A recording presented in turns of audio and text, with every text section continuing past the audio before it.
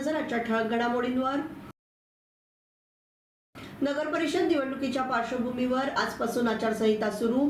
2 डिसेंबर 2025 ला मतदान होणार असून 3 डिसेंबरला होणार मतदान मोजणी। दापोली पांगारी एसटी बसला अपघात, सुदैवाने जीवितहानी टळली। कोकणात भातशेतीचं मोठं नुकसान, शेतकऱ्यांना आर्थिक मदत करावी। आमदार शेखर निकम यांचं उपमुख्यमंत्री नामदार अजितदादा पवार यांना निवेदन। आरपीआय पक्षाच्या 68व्या वर्धापन दिनाला अवकाळी पावसाचा फटका। आणि 42व्या राष्ट्रीय तायक्वांदो ज्युनियर क्युरोगी चॅम्पियनशिप 2025 मध्ये रोटरीच्या कुमारी विधी गोरे हिला कांस्य पदक। आता पाहूया सविस्तर वृत्त। नगर परिषद आणि नगरपंचायतीसाठी 2 डिसेंबर 2025 ला प्रत्यक्ष मतदान होणार असून 3 डिसेंबरला मतदान मोजणी होणार आहे। आज संध्याकाळी 5 वाजल्यापासून नगर परिषदेच्या परिषद आणि नगरपंचायतीच्या निवडणुकीच्या संदर्भात राज्य निवडणूक आयोगाने आचारसंहिता जारी केली आहे। कार्यक्रम जाहीर झाल्यापासून संबंधित नगर परिषद नगरपंचायतीच्या कार्यक्षेत्रामध्ये आचारसंहिता लागू करण्यात आली आहे आणि ही आचारसंहिता जरी नगर परिषद नगरपंचायतीच्या कार्यक्षेत्रात लागू असली तरी अन्य ठिकाणी देखील काही कार्यक्रम किंवा काही निर्णय झाले आणि ते नगर परिषद नगरपंचायतीच्या मतदानावर परिणाम करत असतील तर त्याला सुद्धा आचारसंहिता लागू होईल। मात्र नैसर्गिक आपत्तीबाबत काही उपाययोजना किंवा मदत द्यायची असेल त्याला आचारसंहिता राहणार नाही।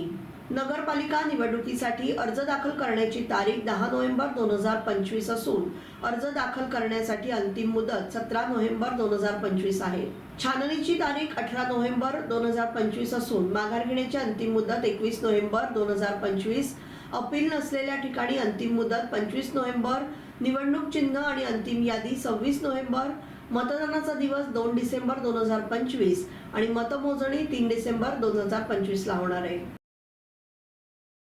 दापोली आगारातून दुपारी 12 वाजता सुटणारी दापोली पांगारी ही बस गाड्यांच्या कमतरतेअभावी दापोली आगारातून उशिरा सुटली होती। पांगारीहून पुन्हा दापोलीकडे परतत असताना पांगारी नवाशेत फार्म हाऊस येथे पांगारी हद्दीत समोरून येणाऱ्या दुचाकीस्वाराला साईड देत असताना रस्त्याची साईड पट्टी खचल्याने हळूहळू कलंडत ही गाडी पलटी झाली। मात्र सुदैवाने कोणतीही जीवितहानी झाली नाही। ही गाडी चालक माणिक सांगडे आणि वाहक उमेश पेटकर हे घेऊन जात होते। पांगारीहून दापोलीकडे परतीच्या प्रवासादरम्यान सदर अपघात झाला। सदरवेळी एसटी मध्ये इब्राहिम रुमाने वय वर्षे 70, फरीदा होडेकर 60 वर्ष आणि पूर्वा शिवलकर वय वर्षे 35 असे एकूण 3 प्रवासी होते। त्यांना किरकोळ दुखापत झाली आहे। सदर घटनेचं गांभीर्य ओळखून पांगारी गावचे सामाजिक कार्यकर्ते इलियास बडे यांनी त्वरित ग्रामस्थांच्या मदतीने अपघातग्रस्त सर्व प्रवाशांना आणि चालक वाहक यांना सुखरूप बाहेर काढलं आणि धीर दिला। पुढील पंचनामा आणि तपास पोलीस आणि एसटी कर्मचारी करतायत। ऑक्टोबर महिना संपला तरी अजूनही अवकाळी पाऊस, वादळे आणि परतीच्या पावसामुळे कोकणातील शेतकऱ्यांच्या भात पिकाचं नुकसान झालंय। तरी ही परिस्थिती लक्षात घेता मराठवाडा विदर्भाप्रमाणे कोकणातील शेतकऱ्यांना मदत जाहीर करण्यात यावी अशी मागणी आमदार शेखर निकम यांनी उपमुख्यमंत्री नामदार अजितदादा पवार यांच्याकडे निवेदनाद्वारे केली आहे। या संदर्भातील निवेदन नुकतेच मुंबईत नामदार पवार यांची भेट घेऊन दिलं आहे। यावर आम्ही शेतकऱ्यांच्या पाठीशी ठामपणे उभे आहोत अशी ग्वाही उपमुख्यमंत्री नामदार अजितदादा पवार यांनी यावेळी दिली। यानुसार कोकण विभागात गेल्या 2 आठवड्यापासून सतत सुरू असलेल्या अवकाळी पाऊस, वादळे आणि परतीच्या पावसामुळे भात पिकाचं मोठ्या प्रमाणावर नुकसान झालंय। काढणीला आलेलं भात पीक पावसामुळे भिजून आडवं पडलं असून अनेक ठिकाणी पिकांना पुन्हा कोंब फुटले आहेत। या परिस्थितीमुळे शेतकरी वर्ग अत्यंत चिंतेत असून त्यांच्या उदरनिर्वाहाचं एकमेव साधन असलेल्या भात पिकावर या नैसर्गिक आपत्तीने मोठा आघात केलाय। यामुळे कोकणातील शेतकऱ्यांवर गंभीर आर्थिक संकट ओढवलंय। कोकणातील शेतकरी अनेक संकटे झेलूनही तो आत्महत्या करण्यास प्रवृत्त होत नाही। परंतु या वर्षीची परिस्थिती अत्यंत गंभीर असून शासनाने तातडीने या परिस्थितीकडे लक्ष देणे आवश्यक आहे। ही बाब पाहता अवकाळी पावसामुळे नुकसान झालेल्या सर्व कोकणातील तालुक्यांमध्ये तातडीने पंचनामे करावेत आणि मराठवाडा आणि विदर्भ विभागातील अतिवृष्टीग्रस्त शेतकऱ्यांना जशी मदत जाहीर करण्यात आली त्याच धर्तीवर कोकणातील नुकसानग्रस्त शेतकऱ्यांनाही योग्य त्या प्रमाणात आर्थिक मदत आणि भरपाई तात्काळ जाहीर करावी असं या निवेदनात नमूद करण्यात आलंय। तसेच चिपळूण मध्यवर्ती बस स्थानकाच्या इमारती संदर्भात देखील आमदार शेखर निकम यांनी नामदार अजितदादा पवार यांच्याशी चर्चा केली। यावर उपमुख्यमंत्री नामदार अजितदादा पवार यांनी आपण शेतकऱ्यांच्या पाठीशी ठामपणे उभे आहोत, शेतकऱ्यांना वाऱ्यावर सोडले जाणार नाही अशी ग्वाही दिली। शेतकऱ्यांना सर्वतोपरी सहकार्य केलं जाईल असं स्पष्ट केलं। तर परतीच्या पावसामुळे कोकणातील शेतकऱ्यांचं मोठं नुकसान झालं असून या शेतकऱ्यांना ठोस नुकसान भरपाई मिळेपर्यंत शासनाकडे पाठपुरावा सुरूच राहील असं आमदार शेखर निकम यांनी स्पष्ट केलं आहे। महाड तालुक्यात आरपीआय पक्षाचा 68वा वर्धापन दिन 3 नोव्हेंबर रोजी मोठ्या उत्साहात साजरा करण्याची तब्बल 2 महिन्यांपासून जय्यत तयारी सुरू होती। केंद्रीय मंत्री रामदास आठवले यांच्या प्रमुख उपस्थितीत हा राज्यस्तरीय कार्यक्रम महाडच्या चांदे क्रीडांगणावर आयोजित करण्यात आला होता। मात्र कार्यक्रमाच्या दिवशी अवकाळी पावसाने हजेरी लावली आणि संपूर्ण सोहळ्याचे 3:13 वाजले। महाराष्ट्राच्या कानाकोपऱ्यातून हजारोंच्या संख्येने कार्यकर्ते महाडमध्ये दाखल झाले होते। धम्म बांधवांनी ऐतिहासिक चौदार तळं आणि शिवाजी चौक परिसरातही फेरफटका मारला, पण चांदे मैदानावर सततच्या पावसामुळे परिस्थिती हाताबाहेर गेली। सभास्थळी लावण्यात आलेल्या अनेक खुर्च्या रिकाम्या राहिल्या, तर कार्यकर्त्यांना पावसापासून बचाव करण्यासाठी डोक्यावरच खुर्च्या धरून आसरा घ्यावा लागला। अचानक बरसलेल्या पावसाने वर्धापन दिनाचा पूर्ण कार्यक्रम गोंधळात पार पडल्याचं चित्र महाडमध्ये पाहायला मिळालं। अचानक पडलेल्या पावसामुळे बोटावर जमलेल्या भीमसैनिक मात्र गोंधळून निघून गेले। दिनांक 31 ऑक्टोबर ते 2 नोव्हेंबर दरम्यान कोरमंगलम इंडोर स्टेडियम बेंगलोर कर्नाटक येथे संपन्न झालेल्या 42व्या राष्ट्रीय तायक्वांदो ज्युनियर क्युरुगी चॅम्पियनशिप स्पर्धेमध्ये रोटरी स्कूलच्या विधी दीपक गोरे हिने कांस्य पदक पटकावलं। सदरच्या स्पर्धेत भारत देशातील अनेक खेळाडूंनी सहभाग घेतला होता। यामध्ये कांस्य पदक पटकावून विधी हिने आपलं आणि रोटरी स्कूलचं नाव रोशन केलंय। विधी गोरे ही इयत्ता 11वी मध्ये शिकत असून तिला तायक्वांदो खेळाची खूप आवड आहे। तिने आजवर 4 राष्ट्रीय स्पर्धेत सहभाग नोंदवून सुवर्ण पदकांची कमाई केली आहे।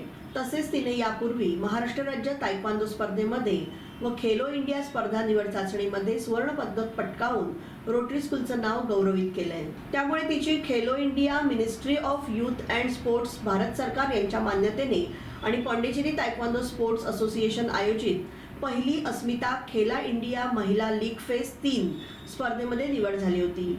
या स्पर्धेत विधी हिने पॉंडिचेरी, आंध्र प्रदेश, तामिळनाडू, केरळ, गोवा या राज्यातील खेळाडूंशी चुरशीची लढत देत सुवर्ण पदक पटकावलं। तिने प्राप्त केलेल्या या यशामुळे तिच्यावर सर्व स्तरातून कौतुकाचा वर्षाव होतोय। विधी हिला क्रीडा शिक्षक आणि तायक्वांदो प्रशिक्षक कृणाल चव्हाण यांचं मोलाचं मार्गदर्शन लाभलं। संस्थेचे चेअरमन माननीय बिपिनदादा पाटणे, सर्व पदाधिकारी, शाळेच्या मुख्याध्यापिका सौ भूमिता पटेल, सर्व शिक्षक, शिक्षकेतर कर्मचारी यांनी विधीचं अभिनंदन केलं। Primary health care foundation Pune मार्फत CSR निधीच्या माध्यमातून दापोली येथील प्राथमिक आरोग्य केंद्र पिसई मधील नूतनीकरण कामाचा भूमिपूजन सोहळा गृहराज्यमंत्री नामदार योगेशदादा कदम यांच्या हस्ते संपन्न झाला। 50 लाखांचा निधी या प्राथमिक आरोग्य केंद्रासाठी खर्च केला जाणार असून यामध्ये अद्ययावत ऑपरेशन थिएटर, शौचालय बांधणी आणि इतर सोयीसुविधा उपलब्ध करून देण्यात येणार आहेत। पुढील काळात मतदारसंघात प्राथमिक आरोग्य केंद्रांसाठी 2.5 कोटींची विकास कामे प्रस्तावित असल्याची माहिती यावेळी मंत्री महोदयांनी दिली। या भूमिपूजन प्रसंगी प्रायमरी हेल्थ केअर फाउंडेशनचे सल्लागार निलेशजी सावंत, तहसीलदार श्रीमती बोंबे, गटविकास अधिकारी मंडलिक, शिवसेना विधानसभा क्षेत्र प्रमुख किशोरजी देसाई, तालुका प्रमुख उन्मेशजी राजे, तालुका संघटक प्रकाशजी कालेकर, बाळासाहेब सावंत, कोकण कृषी विद्यापीठाचे सदस्य सुनीलजी दळवी, माजी जिल्हा परिषद समाज कल्याण सभापती भगवानजी घाडगे, शाखा प्रमुख मिलिंदजी खानविलकर, सरपंच वसंतजी येसरे तसेच सर्व शिवसेना पदाधिकारी, शिवसैनिक, ग्रामपंचायत सदस्य आणि ग्रामस्थ मोठ्या संख्येने उपस्थित होते। भाजपचे प्रदेशाध्यक्ष रवींद्रजी चव्हाण जिल्हा दौऱ्यावर येणार असून उद्या रत्नागिरीमध्ये ठिकठिकाणी पक्षप्रवेश होणार आहेत। सकाळी 9 वाजता भरणे नाका येथील हॉटेल चंदी हवेली येथे भारतीय जनता पार्टीची प्रमुख बैठक, त्यानंतर सकाळी 10 वाजता स्वर्गीय मीनाताई ठाकरे सभागृह येथे पक्षप्रवेश आणि कार्यकर्ता संवाद मेळाव्याचं आयोजन करण्यात आलं आहे। त्यानंतर 12:30 वाजता खेड येथून मोटारीने चिपळूणकडे प्रयाण करणार आहे। प्राथमिक शिक्षक पतपेढी सभागृह मुंबई गोवा महामार्ग चिपळूण येथे पक्षप्रवेश कार्यक्रमास उपस्थित राहणार आहेत।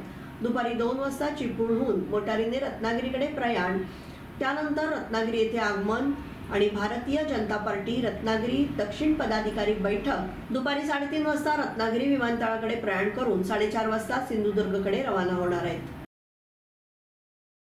अखिल भारतीय मराठी नाट्य परिषदेच्या रत्नागिरी शाखेच्या वतीने दिनांक 5 नोव्हेंबर रोजी सायंकाळी 7 वाजता मराठी रंगभूमी दिन साजरा होणार आहे.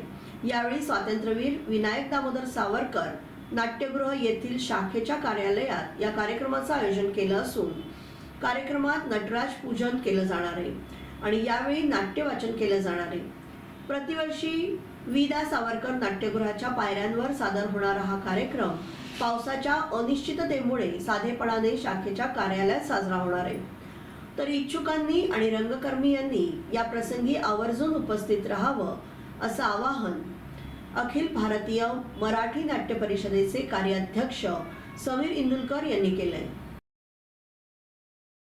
शिवसेना मुख्य नेते महाराष्ट्र राज्याचे उपमुख्यमंत्री नामदार एकनाथजी शिंदे, शिवसेना नेते रामदासभाई कदम यांच्या मार्गदर्शनाखाली महाराष्ट्र राज्याचे लाडके राज्यमंत्री नामदार योगेशदादा कदम, युवा सेना कार्याध्यक्ष पूर्वेशभाई सरनाईक यांच्या नेतृत्वाखाली युवा सेना कोअर कमिटी सदस्य चेतन सातोपे, युवा सेना खेड तालुका अध्यक्ष सूरज रेवणे यांच्यासह आमरस पंचायत समिती गणाच्या युवा सेना विभाग अध्यक्षपदी रघुनाथ सुर्वे, चोरवणे शाखाध्यक्षपदी श्याम शिंदे, कुंभवली शाखाध्यक्षपदी पारस चव्हाण, कुरवळजावळी उपशाखाध्यक्षपदी दिलीप उतेकर यांच्या नियुक्त्या करण्यात आल्या आहेत. या प्रसंगी खेड तालुका सचिव अमोल आमरे, धामणदेवी उपतालुका प्रमुख चेतन पवार, आमरस पंचायत समिती उपविभाग अध्यक्ष वैभव उतेकर, विभाग सचिव ओमकार अरविंद चव्हाण, विभाग समन्वयक ओमकार सुर्वे, रणजित सावंत, धामणदेवी उपविभाग आमरस शाखा प्रमुख अभि मोरे,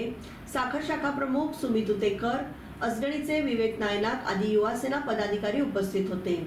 सर्व नवनिर्वाचित पदाधिकारी यांना नामदार योगेशदादा कदम यांनी मार्गदर्शन करून पुढील वाटचालीसाठी शुभेच्छा दिल्या. हर्णे किनाऱ्यावरील छोट्या होड्यांसाठी रॅम्प आणि मत्स्य ओटा उभारणीची मागणी माननीय नामदार योगेशदादा कदम यांच्याकडे स्थानिक मच्छीमार बांधवांनी केली होती. त्यानुसार त्याला मान्यता देऊन निधी उपलब्ध करून देण्यात आला. सुमारे 65 लाख अंदाजित खर्चाचा रॅम्प आणि मत्स्य ओटा बांधकामाचं भूमिपूजन नामदार योगेशदादा कदम यांच्या प्रमुख उपस्थितीत आणि छोटी होडीवाले संघटनेचे अध्यक्ष दत्तारामजी देवघर यांच्या हस्ते हर्णी येथे संपन्न झालं. मासेमारी व्यवसायास कृषीचा दर्जा देण्यात आला असल्याने जास्तीत जास्त निधी मासेमारी व्यवसायासाठी उपलब्ध होत आहे. याचा फायदा हा हर्णे आणि इतर समुद्रपट्टीकडील गावांना होणार असून ही आपणा सर्वांसाठी भविष्यात समाधानाची बाब असणार आहे असं प्रतिपादन नामदार योगेशदादा कदम यांनी या प्रसंगी केलं. या भूमिपूजन प्रसंगी छोटी होडीवाले संघटनेचे उपाध्यक्ष जयदासजी रघुवीर, शिवसेना तालुका प्रमुख उन्मेशजी राजे, विधानसभा क्षेत्र प्रमुख किशोरजी देसाई, माजी जिल्हा परिषद समाज कल्याण सभापती भगवानजी घाडगे, हरणेगावच्या सरपंच सौ धाडवेताई, शिवसेना पदाधिकारी, महिला आघाडी आदी मान्यवर आणि ग्रामस्थ उपस्थित होते. राज्याचे अन्न, नागरी पुरवठा आणि ग्राहक संरक्षण मंत्री छगन भुजबळ यांच्यावर हृदय शस्त्रक्रिया करण्यात आली आहे. मुंबईतील एशियन हार्ट इन्स्टिट्यूटमध्ये ही शस्त्रक्रिया करण्यात आली. या शस्त्रक्रियेनंतर त्यांची प्रकृती सध्या स्थिर आहे. पुढील काही दिवस विश्रांती घेण्याचा सल्ला भुजबळांना देण्यात आला आहे. डॉक्टरांच्या सल्ल्यानुसार मंत्री छगन भुजबळ यांच्या प्रकृतीत लवकरच सुधारणा होण्यासाठी त्यांना पुढील काही दिवस कुणालाही भेटता येणार नाही.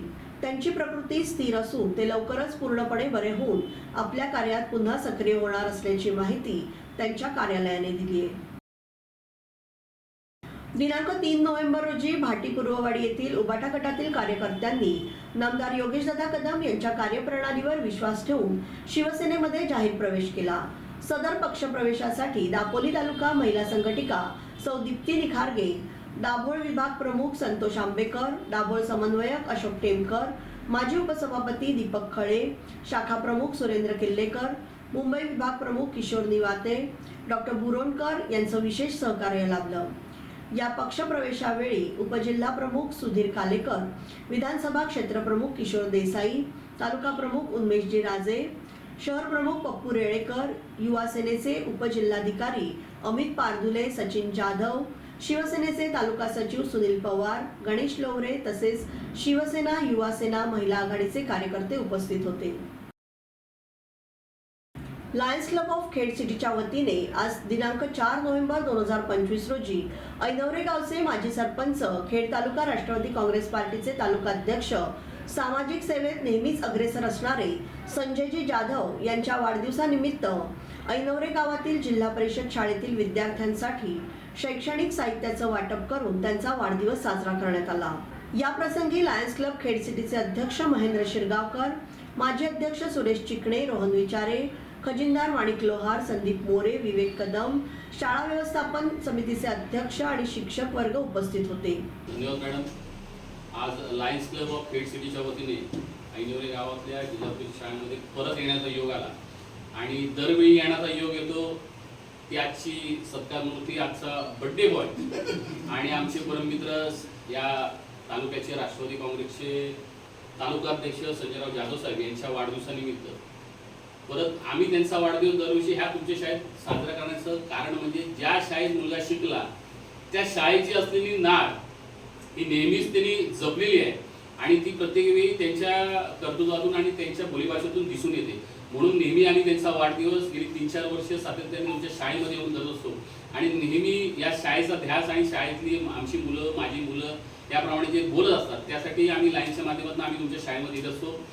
आम्ही देणारे काही एवढे मोठे नाही आहोत, पण कुठेतरी देण्याचं भाग्य आमच्या हाती आहे आणि ते आम्ही काम फक्त आम्ही करतोय.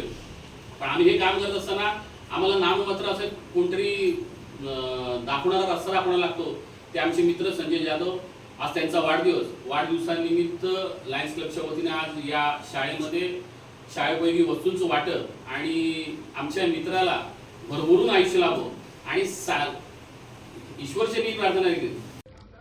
आज आमच्या गावातील प्रतिष्ठित ग्रामस्थ एवढंच नव्हे तर बरीच वर्ष सरपंच म्हणून या पदावर काम केलेले आणि आमच्या शाळेसाठी सतत सहकार्य करणारे श्री संजयराव जाधव यांच्या वाढदिवसाचं औचित्य साधून लायन्स क्लब खेड यांनी हा जणू काही वसा उचलल्यासारखा उचललेला आहे.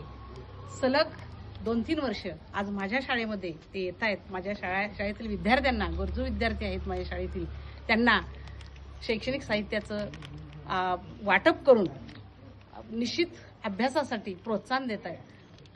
सुरुवातीच्या मुलांचे चेहरे आणि त्यांनी साहित्य वाटप केल्यानंतरचे चेहरे यामध्ये खरोखरच खूप अंतर असतं आणि तो जो एक आनंद आहे विद्यार्थ्यांच्या चेहऱ्यावरचा, तो आनंद त्यांना देखील अनुभवायला मिळतो. कारण जणू काही त्यांच्या बालपणीचीच त्यावेळची असणारी परिस्थिती, त्यांना न मिळणारं साहित्य त्या विद्यार्थ्यांना देऊन त्यातून तो आनंद, कुणी एखादी गोष्ट आपल्यानंतर दिल्यानंतर जो चेहऱ्यावरचा आनंद मिळतो, हा आनंद अमोल अशा प्रकारचा आहे. कितीही पैसे देऊन तो खरेदी करता येणारा नाही. याबरोबरच हे बातमीपत्र संपलं. धन्यवाद.